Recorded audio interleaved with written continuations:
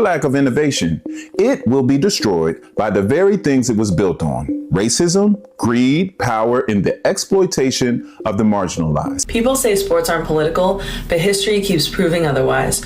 You want to know what finally pushed Alabama to integrate their football team? Not morality and not fairness. They got their asses kicked. Europeans didn't inherit history. They burned it. Not out of ignorance, but because they knew the truth would void the receipts.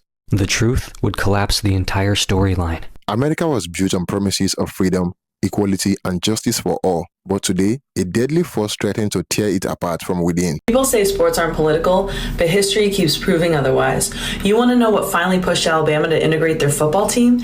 Not morality and not fairness. They got their asses kicked. So let's talk about the 1970 game that forced the South to stop pretending black athletes weren't superior on the field, and why this mindset is still playing out today. So by 1970, Alabama football under Bear Bryant was a powerhouse.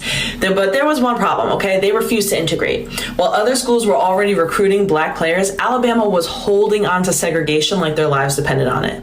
And why wouldn't they? In the Jim Crow South, college football was as much about white supremacy as it was about winning games, okay? Let's be honest.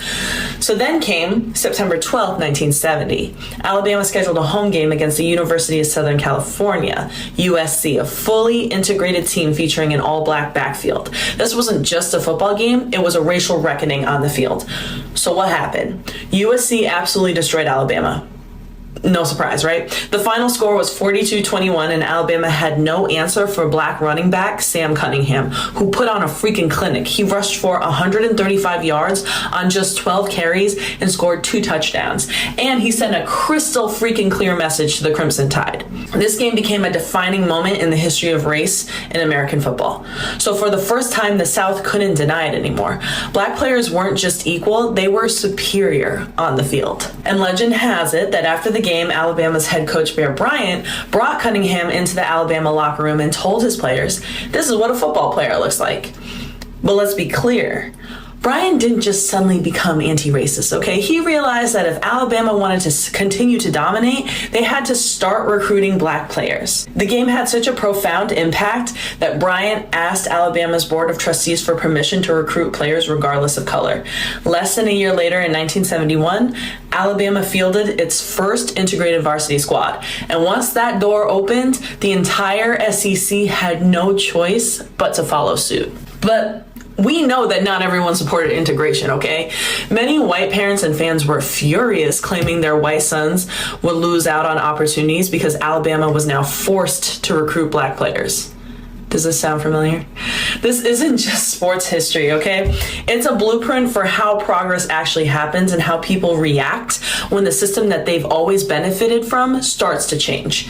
And in today's world, this is exactly what DEI is supposed to be about: casting the recruiting net wider to ensure that the best, most qualified candidates get the job regardless of race, gender, or background, okay? But here's the problem.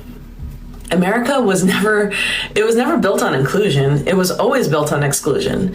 The version of normal that we have was never based on merit. For decades, white people never had to compete fairly because black, Asian, indigenous, etc. candidates weren't even considered.